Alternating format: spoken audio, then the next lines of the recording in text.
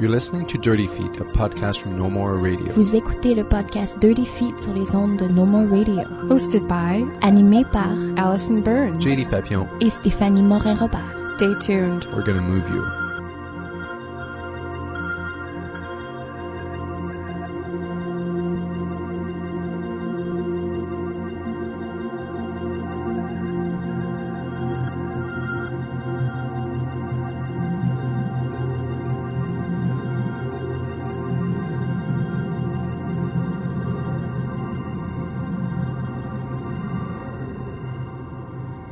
Alors, pour notre épisode aujourd'hui, on a un épisode tout spécial. On va parler à deux mamans qui nous inspirent beaucoup dans le domaine de la danse, Jamie Wright et Isabelle Poirier. Donc, bienvenue avec nous sur cette journée d'hiver super frette. Merci. Puis, dans le fond, on va commencer avec toi, Isabelle, de parler un peu de ton parcours pour ceux qui te connaissent pas peut-être, ou aussi juste leur mettre à jour. Bon, la mise à jour du parcours d'Isabelle. C'est ça. Moi, en ce moment, j'enseigne beaucoup. J'enseigne aux ateliers de danse modernes de Montréal, qui est maintenant l'école de danse contemporaine de Montréal, à Concordia, où j'en ai rencontré deux qui sont face à moi en ce moment. Puis c'est ça, je continue à être interprète, mais pour des chorégraphes ici à Montréal. Puis avant ça, c'était un bon 8 ans avec la compagnie de Marie Chouinard, où j'ai dansé, puis après, j'ai été directrice des répétitions, m'occuper beaucoup de tout, là, des répètes, partir en tournée, puis aussi de comment organiser tous les horaires, ce que fait Miss Wright à côté de moi en ce moment. Ouais. Puis Isabelle, t'as combien d'enfants? J'en ai deux. Puis j'ai une s'appelle petite fille, comment? Élie Rose, qui a 6 ans, et Estelle, qui a 9 ans en ce moment. Ouais. Parfait. Et toi, Jamie? Mon parcours, OK. Je viens de Nouveau-Brunswick. Bon, on va commencer là. Je vis à Montréal depuis 99 et je suis mariée à un Québécois et j'ai 2 enfants avec lui. Fiona qui a 8 ans et Sydney qui a 4 ans. Donc 2 filles aussi. Et je danse encore. Encore. Je dis ça va être c'est un peu le sujet, donc de continuer à être interprète et maman. Mais une carrière variée, comme Isabelle aussi, comme plusieurs pigistes en fait. Donc, on maintient encore des carrières de pigistes assez remplies, en plus d'avoir une famille et donc ça rentre dans le pigiste, ça rentre dans le cadre. Mais donc je danse avec des chorégraphes indépendants sur projet. C'est ça, j'ai dansé longtemps avec José Navas, brièvement avec Au Vertigo. Là maintenant, ça fait 6 ans que je travaille avec Frédéric Ravel. J'ai fait le dernier projet d'Estelle Clarton qui tourne encore. Donc moi, peut-être comparé à Isabelle, j'arrive encore à je fais encore de la tournée. Isabelle fait de la tournée aussi. Un peu moins. On fait des choix par rapport à combien de temps on va être parti. Ça joue beaucoup dans la logistique de la famille. Et je fais la direction de répétition. J'enseigne aussi à l'école de danse contemporaine et aux professionnels aussi. Donc, tout ça, c'est juste la gestion de l'horaire de pigiste, c'est l'enfer, déjà. Donc, on est un peu cinglé aussi de continuer à faire ça et maintenir la famille. Mais là, un horaire de famille, pour moi, ça m'a énormément déposé en moi. Je sais pas comment le dire. Il y a une certaine clarté qui s'est fait. Je sais pas, une espèce d'organisation qui était tellement nécessaire que tout le reste s'est rentré de façon quasiment plus simple. On dirait que j'étais moins juste par rapport à moi dans mon espèce de... puis le fait de m'éclater vers mes autres qui sont devenus pluriels. Hein. En plus, on a un chien là-dedans. Mon mari, moi aussi, mes 2 enfants. Fait que je sais pas, il y a quelque chose que ça a pas toujours été mon sentiment, surtout de devenir maman. Devenir maman, la première fois, il y a comme toute une espèce de découverte immense, puis en même temps qui fait peur.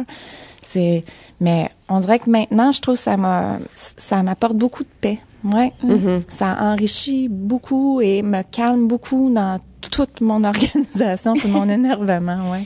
Ça donne une perspective. Ouais. Ouais. Que, exactement comme tu as dit, ça nous enlève de nous un peu beaucoup. Je pense que le temps et l'âge fait ça naturellement, mais le fait de vraiment mettre d'autres humains avant soi, dans un domaine, quand on travaille encore dans un domaine où on peut vraiment tourner vers soi-même, comme surtout, je veux dire surtout comme interprète, mais comme chorégraphe, comme artiste, où on peut et pas juste tourner vers soi-même de façon orgueilleuse, mais préoccupé. C'est nécessaire. Par la création, par de rentrer dans un processus où on sait pas où ça s'en va, puis le commitment que ça prend face à ce processus peut être très envahissant, mais d'être capable de un peu fermer la porte puis aller se commettre à autre chose. C'est ça donne une paix, ouais. Puis moi, en ce moment, quand je retourne en studio, tu sais, pour dernièrement, j'ai eu 2 productions à l'automne, puis je me disais, je regardais ça d'avance, puis je faisais, ouf, ça va être quelque chose avec l'enseignement en plus, les enfants, tu sais, retourner beaucoup sur scène, mais en même temps, ça a été, c'est ça, de rentrer en studio pour moi c'était comme me retrouver. C'était des moments de pur bonheur là, où je me disais tiens, à fond, j'en profite, c'est mon corps qui exprime, c'est moi dans ma danse, dans ce que j'ai choisi de faire depuis que je suis tout petite. Puis bon, quand je fermais la porte, c'est ça. La maman revient au boulot, puis mais avec tellement de simplicité aussi, parce que c'est ça, au quotidien, on le devient pas du jour au lendemain, c'est comme un cumul, tu sais, c'est comme un danseur. Moi, je dis toujours, ça prend un bon 10 ans, tu sais, pour vraiment faire des traces profondes en nous, comme danseur, de se bonifier. Mais c'est la même chose, je pense, comme maman, tu sais, ou comme parent. Avec le temps, ben, tiens, il y a un kangourou qu'on comprend mieux et qu'on installe meilleur. Mais quand vous avez appris ou quand vous avez pris un test de grossesse ou peu importe, c'était quoi la réaction, puis aussi de devoir partager ça soit avec vos chorégraphes ou à vos proches ou à votre famille. Donc c'était la transition à devenir maman avant même d'accoucher, bien sûr, mais de vivre la vie dans le ventre, tu sais. Je pense, en tout cas, on le voulait, tu sais. Moi, je voulais être maman un jour, c'est clair. Puis moi, je l'ai appris, on était à Edmonton en tournée pour Marie, tu sais, pour Marie Chouinard. Puis je me souviens, j'étais tellement excitée. À 5 heures du matin, je m'étais réveillée avec mon petit bâtonnet, là. Puis là, je voulais faire le test. Puis j'étais toute seule dans ma chambre, une chance, mais j'avais réveillé les 2 qui étaient à côté avec mon cri de joie. Parce que moi, ça a pris vraiment du temps avant de devenir maman et à porter un bébé. C'était pas simple. Fait que ça a été, un moment de pur bonheur. Puis Marie, étant mère aussi, Marie Chouinard, c'était aussi du pur bonheur pour elle. Je l'ai appelée tout de suite, j'étais très... puis non, elle était super contente. Puis elle m'a aussi, en tout cas, elle m'a supportée. Fait que non, ça a été de la joie. Puis pour mon mari aussi, tu sais, mais c'est plus des fois la perception du milieu. Tu sais, souvent, moi, j'annonçais, je suis enceinte. Puis j'ai eu vraiment souvent la remarque, puis surtout aussi pour ma deuxième, es-tu contente? Es-tu contente? Je trouvais ça weird. J'ai dit, ben oui, sinon j'en parlerais pas ou, tiens, je réaliserais pas cette vie-là. Mais non, c'est comme si ça arrêtait la danse en nous, mais on va le reprendre. Le feu reste là, on poursuit notre vie, c'est tellement court, là, ouais. Ouais, même si c'est plus un tabou, c'est comme il y a des vestiges qui traînent d'une autre époque. Ben, une époque, c'est gros comme mot, mais d'un autre moment quand... Sans enfant. C'est ça, tu sais, avoir un enfant, ça voulait dire que la carrière était finie. Moi, c'était un peu plus compliqué, donc ça va juste ajouter à la conversation. Mais ma première était pas planifié tant que ça, mettons pas du tout. Et donc une méchante surprise, mais une belle surprise en même temps, c'est sûr. Mais moi, j'étais quelqu'un quand j'étais jeune qui voulait pas d'enfants. Moi, mes amis, ils nommaient leurs enfants en secondaire. Puis moi, j'étais comme non. Donc la maternité, c'est quelque chose que j'ai vraiment construit en le faisant, je dirais. Et j'ai vécu quand même, c'était vraiment pas du tout la même chose, la même histoire qu'Isabelle. Mais je travaillais avec un chorégraphe qui a mal pris la nouvelle. J'avais embarqué dans une processus de création pour une nouvelle pièce. Et, il m'a remplacé, évidemment. Et le retour a été difficile aussi. Donc, j'ai vraiment vécu un peu le stéréotype de ce qu'on peut penser de cette situation-là. Mais j'ai repris à danser, puis j'ai vraiment avec mon mari même si c'était une surprise, il voulait, puis on voulait, c'est sûr. Mais on l'a découvert en le faisant, mettons. Je dirais ça comme ça. Puis la deuxième, j'avais fait un choix au niveau de ma carrière qui a comme ouvert l'année 2009. Donc là, j'ai dit, ah ouais, let's go, c'est là. Donc ça, c'était vraiment un choix par rapport au deuxième mais en même temps, c'était pas purement parce que je voulais, c'était un peu par rapport à mon horaire de job, de carrière. Donc c'était un peu ça qui a quand même déterminé quand. Puis on était chanceux que ça est arrivé à ce moment-là. Oui. Quand c'est arrivé, en fait, vous avez dû faire un choix d'une certaine façon. Oui, je deviens mère. Oui, il y a tous ces vestiges-là, ces tabous d'une certaine façon qui restent. Qu'est-ce que vous avez pesé, en fait, dans la balance quand vous avez fait ce choix-là? Est-ce que vous vous étiez dit, c'est pas grave, ça va être facile, ou est-ce que vraiment vous aviez une certaine crainte au niveau de votre carrière? Comment vous avez géré tout ça exactement? Ben, je pense que la première fois, t'as une certaine naïveté. C'est vraiment pour avoir un enfant, peu importe ce qui arrive. Puis je me disais, faut que je sois prête.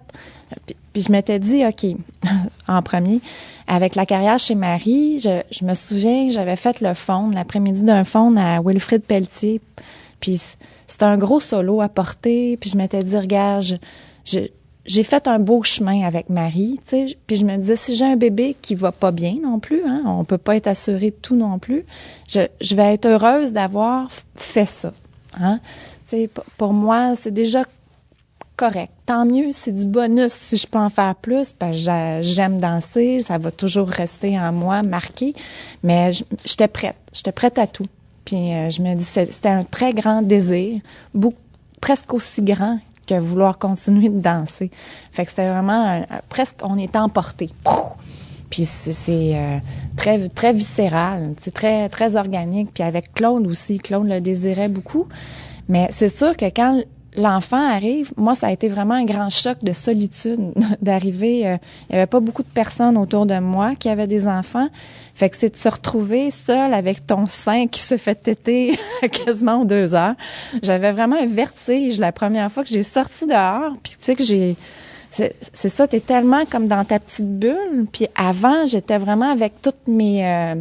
on est 10 personnes dans la compagnie de Marie, très entourées, très chaleureux. Puis c'est de se retrouver, tu sais, c'est ça, plus avec du quotidien. Cette espèce de poids, ça peut être un poids du quotidien. Tu sais, les tétés qui arrivent, après les purées, tu sais, puis de trouver un bonheur là-dedans, tu sais, qui est moins comme dans l'espèce d'artistique un peu magique. Fait que il y a eu comme un ajustement, tu sais. J'avais l'impression de faire station A, le bébé est couché, station B, je l'assois, station C, je sais pas si... Puis OK, là, de trouver comme une espèce de rythme, un nouveau rythme, c'est vraiment ça. Il y a beaucoup d'ajustements. Mais je pense que c'est vrai pour tout moment, pour la première fois. Après le deuxième, moi je dis un troisième, un quatrième, ouais, let's go, parce que une fois que t'es rendu dans le beat de famille, t'es maman. C'est ça, t'es maman.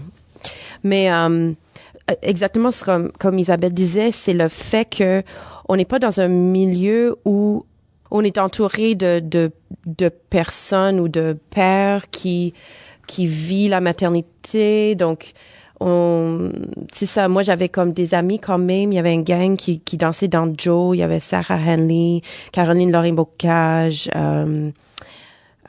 qui d'autre? Sophie Jensen. On était tous une gang qui ont comme tombé enceinte plus ou moins en même temps. C'était comme la vague de bébés des danseurs. Mais même à ça, c'est quand même tu vis cette solitude-là. Et ensuite, de recommencer, pour moi, c'était de recommencer à travailler et de comme pomper mon lait au studio.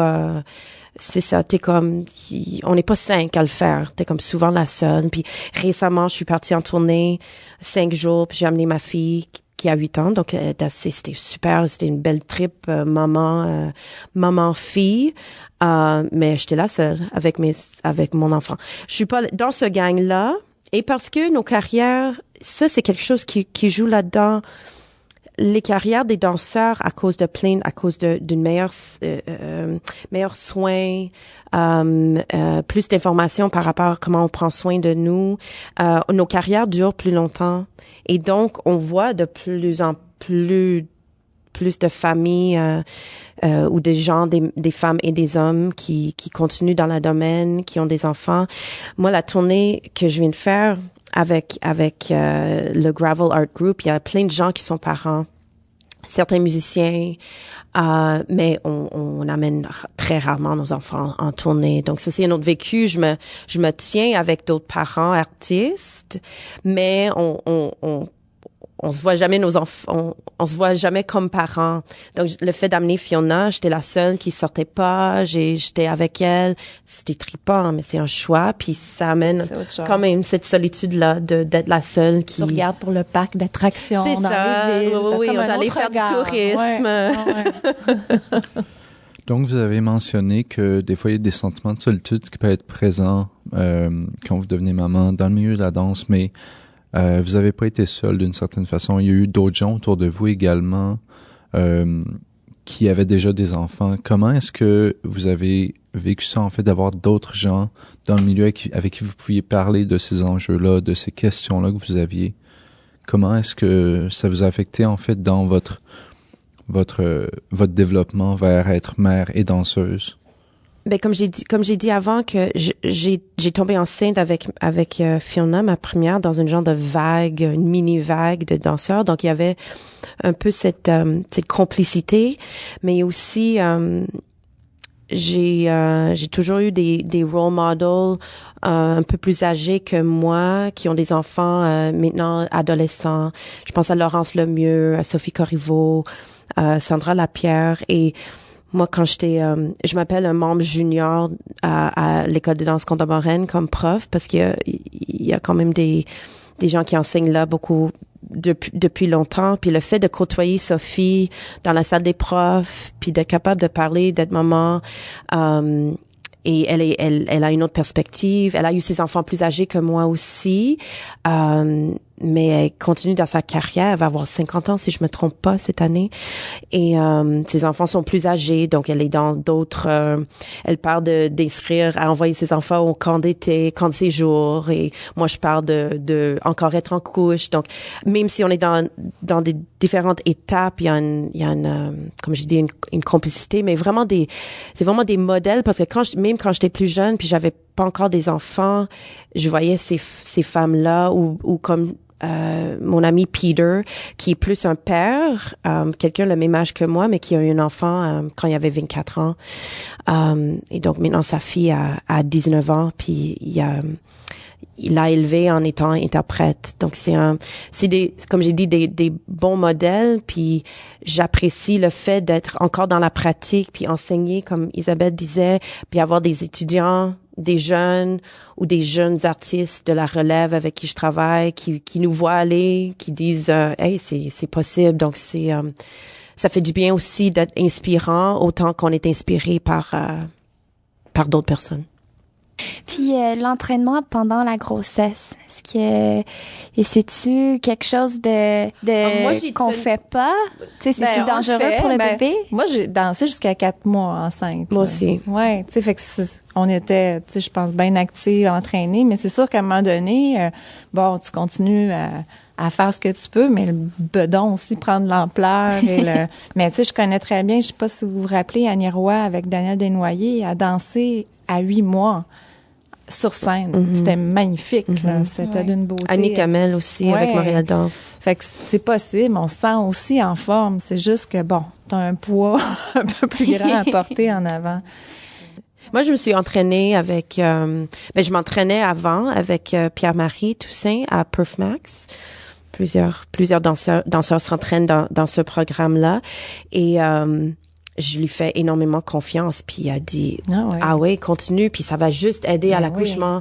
Oui. Les femmes qui sont en forme, on a de l'endurance. Le plus que tu as de l'endurance puis la force, le plus que tu peux pousser dans la fatigue.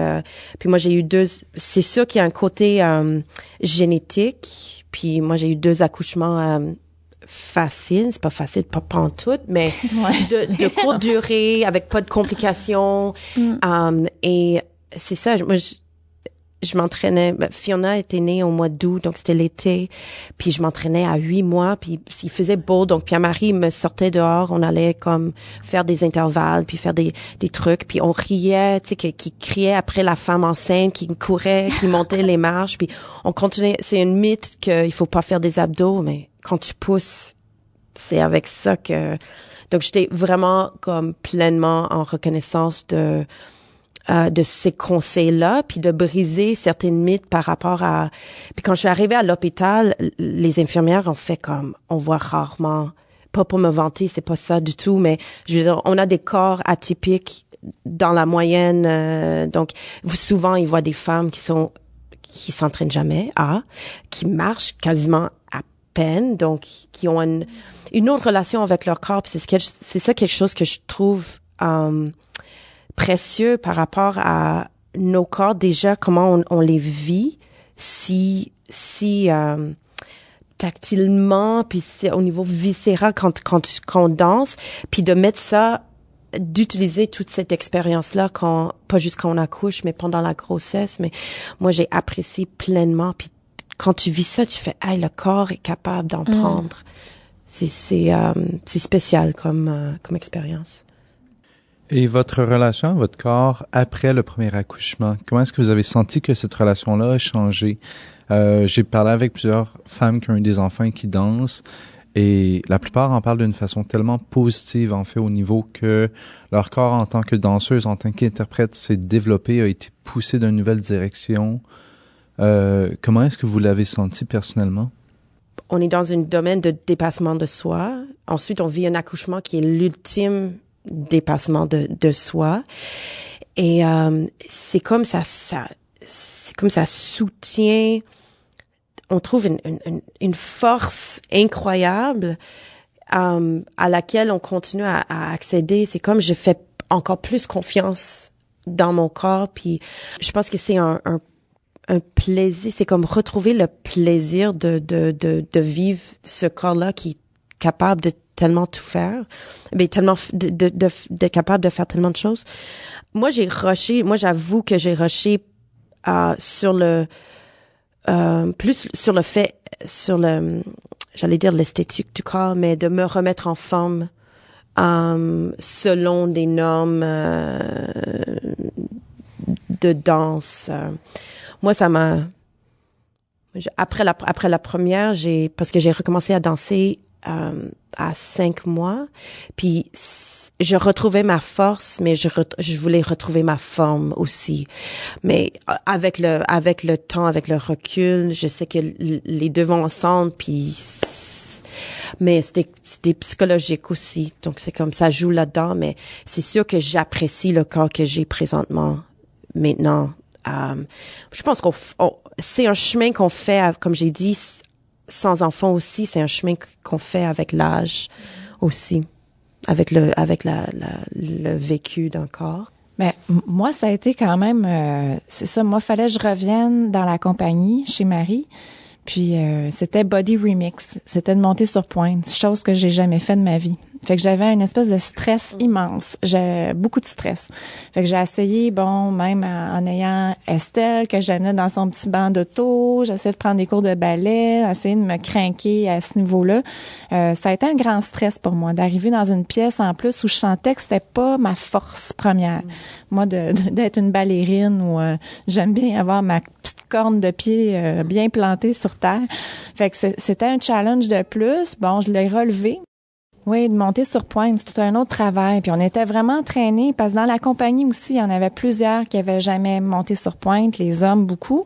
Fait qu'on avait un entraînement qui était vraiment spécifique à cette pièce-là. Fait qu'il fallait vraiment arriver à pouvoir tenir sans avoir trop mal sur ces pointes-là. Fait que quand je suis revenue chez Marie, bon, c'était Body Remix, mais on travaille toujours, c'est ça, plusieurs pièces en même temps. C'est pas une pièce qu'on tourne, ça en est plusieurs.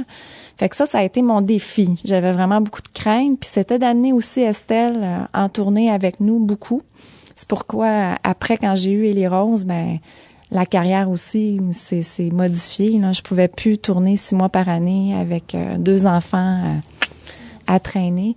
Mais Marie a beaucoup, ça c'est une petite parenthèse, a beaucoup aidé là-dedans dans mon passage là-dedans, parce qu'on veut souvent revenir, moi je trouve, quand j'étais enceinte, bon, j'accouche, tu veux revenir avec ton même macaron, moi que j'appelle. Tiens, moi je suis Isabelle et je travaillais chez Marie et je tournais around the world et tu sais, fait que tu veux revenir avec ton même macaron, mais puis à un moment donné, tu vois que ton rythme veux pas change. Je peux tourner, mais je peux plus tourner à ce rythme-là autant. Ça a des coûts. Surtout quand les enfants vont commencer l'école, puis même qui ont 2 ans, faut payer pour les billets. Fait que Marie, pour un certain temps, a aidé elle payait pour l'accompagnateur. Puis elle payait, pour Estelle, un petit bout de temps quand elle a dépassé le 2 ans. Mais elle m'a vraiment aidé à m'apaiser dans mon nouveau rôle de maman, dans cette nouvelle réalité-là, puis de peut-être modifier mon regard sur mon travail. Fait que de tranquillement, moi, j'ai passé d'interprète, puis Marie m'a offert, regarde, je t'entraîne comme répétitrice. J'ai commencé à être répétitrice en tournée, tout ça. Je traînais Estelle. Claude, le papa, qui était pas trop carriériste, qui suivait avec un bonheur énorme, qui a poussé la poussette énormément around the world, là, je le vois encore. Puis c'est ça, on l'a fait jusqu'à peu près qu'elle ait ses 2 ans et demi. Ensuite, je suis tombée enceinte d'Ellie Rose, puis ça a été un autre... mais je suis toujours présente avec la compagnie, plus comme pigiste maintenant, mais c'est sûr que ta réalité change en ayant comme une famille, tu sais, ouais. Puis vos enfants, dans le fond, est-ce qu'ils ont déjà un intérêt pour la danse? C'est super cliché comme question, mais je trouve qu'ils doivent souvent vous entendre parler ou même vous voir danser. Donc, s'il y a eu une influence par rapport au mouvement et aussi d'avoir dansé pendant la grossesse, s'il y a un intérêt, peut-être pas, mais peut-être que oui. Je pense que mon deuxième, Sydney, va être une clown. Je pense qu'elle est plus vers le cirque.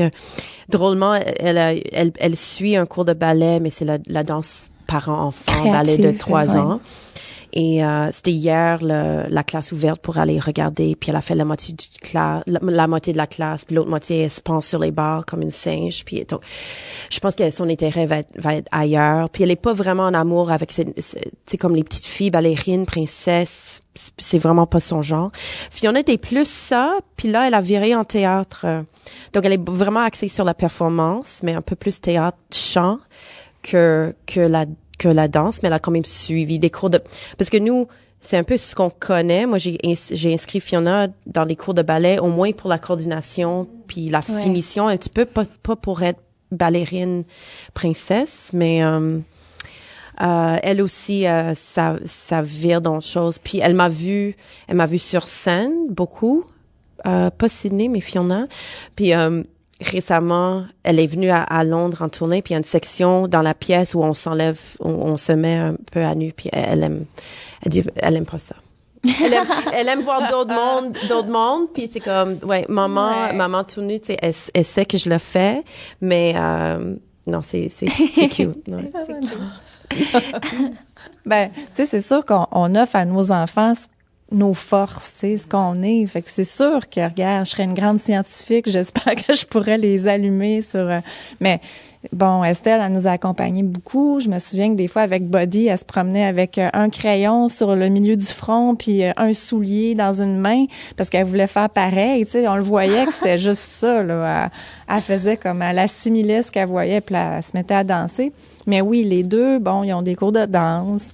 Les deux trippent là-dessus. Mais je me dis, regarde, je pousse rien. C'est vraiment, moi, c'est cette année. Je voulais pas comme les amener à la danse comme par mon propre, mais là, il me le demande, il me le redemandait, il me le redemandait. Je disais, OK, go, allez-y. Fait que non, ils sont très, très drôles. Puis il y en a une, ben c'est ça, c'est le dessin. T'en as d'autres. Moi aussi, ma deuxième, c'est une clown. Mais je pense que les cadets, là, en général, sont pas mal chlounes, comme on dit. Puis, mais c'est ça, on est artistique les deux. Fait que c'est nos forces, c'est notre espèce de... C'est aussi ça dans la maison, on veut pas.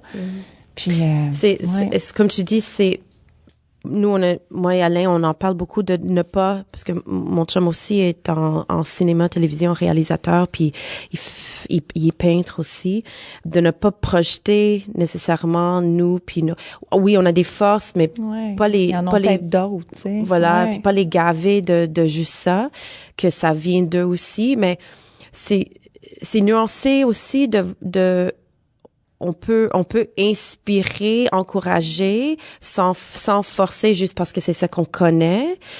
Parce que tu vois, Sydney, je pense qu'elle aimerait ça, l'escalade, mais j'ai aucune connexion avec ça. Mais ce serait ma job aussi de faire la recherche puis l'inscrire. Faut comme leur donner toutes les possibilités, comme essayer de toucher à tout pour ensuite que eux commencent à trouver c'est quoi leur affinité puis leur... Comme le piano, tu sais, Estelle, elle voulait... mais moi, je connais 0 note de musique, là. Oui, je vais être musicale. J'essaie de... Je joue de l'accordéon, mais vraiment par oreille. Puis Claude, ben c'est un guitariste, mais il connaît pas la musique non plus. On a vraiment comme plus appris ça. Mais elle, c'est la première qui fait de la lecture. Puis nous autres, on est super impressionnés. Mais on comprend rien. Tu sais, on comprend rien, on peut pas l'aider. On est vraiment comme le rôle maintenant du parent un peu niais. Moi, je me sens vraiment comme... Puis c'est mon enfant là qui m'en montre, là. Mais c'est ça, j'espère, puis je le lance, tu sais, dans l'univers que c'est eux autres qui vont... C'est certain qu'ils vont nous amener dans d'autres sphères. Nous, je donne ce que j'ai. Je peux pas m'inventer. Puis c'est pas tout le temps le meilleur, c'est pas tout le temps, mais c'est ce que j'ai. Puis c'est ça qu'on leur offre, puis qu'eux autres, avec ça, ben... Ils nous amènent, nous aussi, ailleurs, tu sais, dans leur sphère qu'ils vont découvrir, escalade ou autrement. Puis, avez-vous peut-être des choses à partager avec ceux qui écoutent, qui pensent peut-être avoir un enfant ou qui sont dans le domaine de la danse ou des words of wisdom pour leur peut-être donner un petit hint de comment gérer le tout? Parce que je pense, j'en ai une, justement, qui... J'aimerais tellement ça avoir des enfants, mais il y a tellement, comme on a parlé tantôt, un tabou autour de ça mais tu sais, ça va être difficile, puis tu vas perdre ta forme, ou tu t'auras plus le temps, il va falloir que tu trouves une job fixe qui paye bien, ou soit avoir un mari, un chum qui a beaucoup, tu sais. Donc il y a tellement des... Ça c'est pas vrai, parce que moi et mon chum, on est tous les deux travailleurs autonomes, puis c'est sûr que des fois c'est broche à foin notre affaire, mais on le fait avec amour puis avec passion, parce qu'on aime encore ce qu'on fait, puis on aime être parents. Donc ça c'est le drive. Tant qu'il y a un moteur. Moi, mon premier word of wisdom, c'est trouver un chum, un mec ou une femme, un partenaire qui comprend, qui est prêt à jongler dans tout ça, à pousser la poussette autour du monde, tu sais, à être la nounou des fois pendant que tu fais des heures en studio, en salle, mettons, qui est prêt à ne que tu sois pas là des fois, puis donc ça c'est moi je pourrais pas faire ce que je fais sans Alain, puis sans comment nous on le fait ensemble, puis lui aussi, lui part en tournée, puis moi je récup tout ça. Donc c'est cette pas équilibre, cette entente là qui est assez primordiale. C'est sûr que tout se fait. Si t'as pas ça, c'est de la famille, des voisins. Nous, on a une communauté de voisins. Puis le jour, on fait comme, hey, y a personne qui peut aller chercher Sydney. J'appelle ma voisine en bas, elle peut aller la chercher. Donc c'est la notion de village pour élever un enfant. Puis comme quand j'ai amené Fiona en tournée, c'est comme elle avait 8 parents autour d'elle. Tu sais, il y avait toujours quelqu'un qui s'occupait. Donc c'est ça qui faut un peu ça, c'est ça. Puis il faut être têtu aussi. Moi, je suis très têtue. Je continue à foncer, puis j'y crois. Donc c'est des fois quand je suis fatiguée, il y a comme toujours une raison pourquoi continuer à foncer. Pourquoi on toujours une raison pourquoi on fait ça. C'est ça.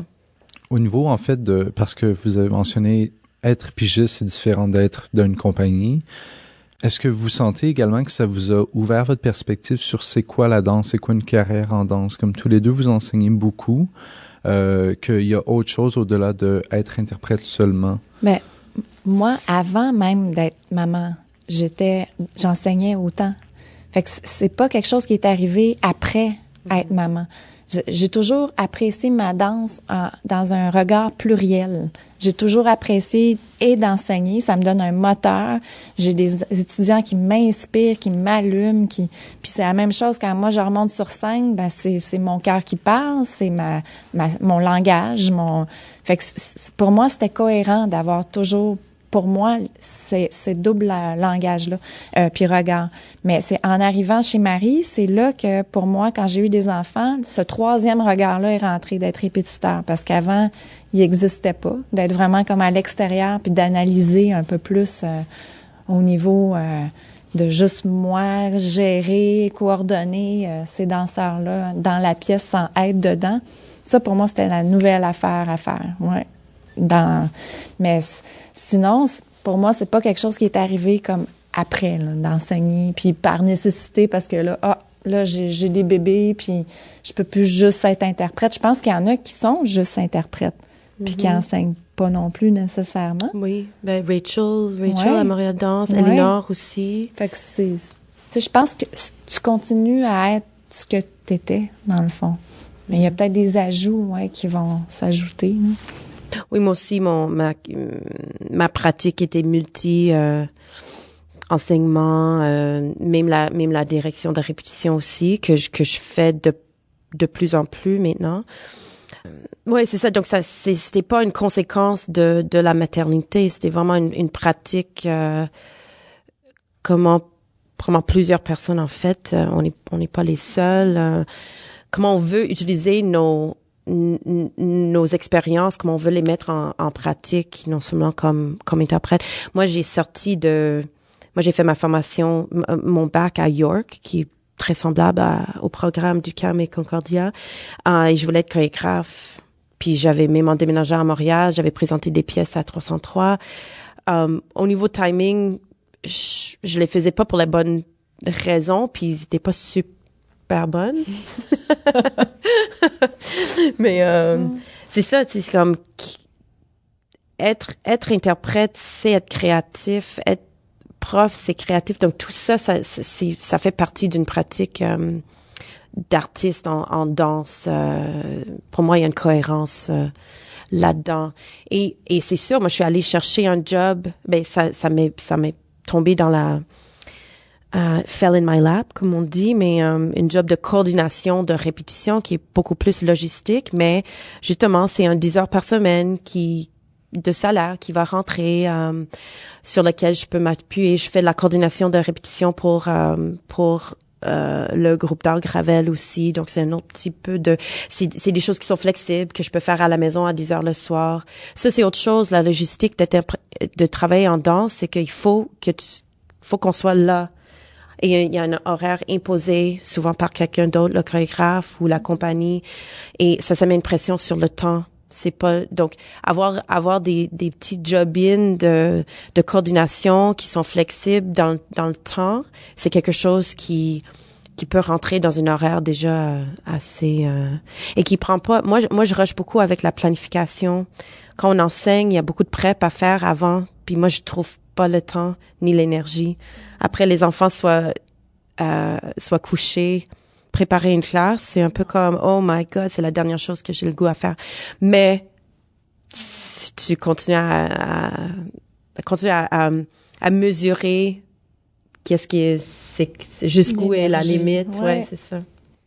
Puis là, finalement, vous avez réussi à retrouver votre vie ou la vie a toujours resté là. C'est pas comme si la vie est sur pause, puis j'ai des enfants, donc je ne vis plus. Mais là, ensuite, c'est vos projets. Qu'est-ce que vous faites en ce moment? Par rapport à la danse ou en tant que répétitrice ou peu importe. Donc, un peu vous nous mettre à jour ou aussi si vous avez des trucs, on peut vous voir soit sur scène ou des projets. Ben, moi, c'est ça, le trio de regard continue. Là. J'enseigne toujours à l'École de danse contemporaine de Montréal. Je suis vraiment un groupe toute l'année. Puis j'ai Concordia, une autre charge de cours qui va se présenter à l'hiver. Sinon, je venais de finir 2 productions, moi, à l'automne, avec Sylvain Poirier, puis une autre avec Sarah Bill. Fait que c'est fait. Mais c'est ça, j'ai eu une belle année de studio, de recherche, et ça m'a vraiment... ouais. Puis probablement en février prochain, là, on attend pour la bourse. Fait que j'attends avec Louise Bédard. Fait qu'on va voir. Fait que mon côté de danseur va continuer aussi parce que ça me fait toujours un grand bien. Et, ouais. Puis en même temps, des répétitions chez Chouinard, un petit peu en janvier, février. Et on verra avec la coordonnatrice ici s'il y a d'autres dates qui vont s'ajouter. Ouais. Ben moi, c'est la même chose. En fait, l'hiver, printemps qui s'en vient, j'enseigne un peu moins, mais habituellement, j'ai un charge d'enseignement à l'École de danse contemporaine de Montréal, en technique. Oh non, c'est pas vrai. Je fais une création pour les premières années, qui commence au mois de mars. Donc, oui, t'avais oublié ça. Ben oui. Les pauvres premières années. Je suis désolée. On n'est pas encore au mois de mars. Non, voilà, c'est ça. Il y a plein d'autres choses qui se passent avant ça. Mais ça, c'est quelque chose aussi par rapport à ma pratique d'enseignement de vouloir m'éloigner, pas m'éloigner, mais approfondir comment je partage avec les étudiants, de rentrer un peu plus dans décortiquer un processus créatif. Donc, je suis très, très heureuse d'avoir cette possibilité-là. Enseigner la technique, c'est autre chose. Puis c'est quelque chose que j'ai fait longtemps. Donc, j'ai comme un peu le goût de, comme j'ai dit, de continuer dans le partage, mais autrement. Je tourne avec Estelle Clarton, la pièce S'envoler, reprendre la tournée en hiver-printemps. Je tourne aussi avec Fred Gravel, deux pièces. Donc, on est rendu dans du répertoire. On rit. On trouve ça drôle. Et je commence une nouvelle création avec Dana Gingras pour février 2015. Donc, il y a des choses quand même long terme qui se placent dans les horaires et on continue à jongler tout ça. Oui. Donc, on est surtout pendant les fêtes, donc j'espère que tout le monde se retrouve avec leur famille, puis leurs amis, puis leurs bien-aimés. Ce fut un grand plaisir de parler de vos familles, puis de vos inspirations, puis de vos projets. Merci beaucoup, Isabelle Poirier, Jamie Wright, d'être avec nous aujourd'hui. Et je vous souhaite des excellentes vacances, même si on sait très bien, les pigistes sont jamais vraiment en vacances. Oh non, on en a. On va les prendre. Alors, on les prend.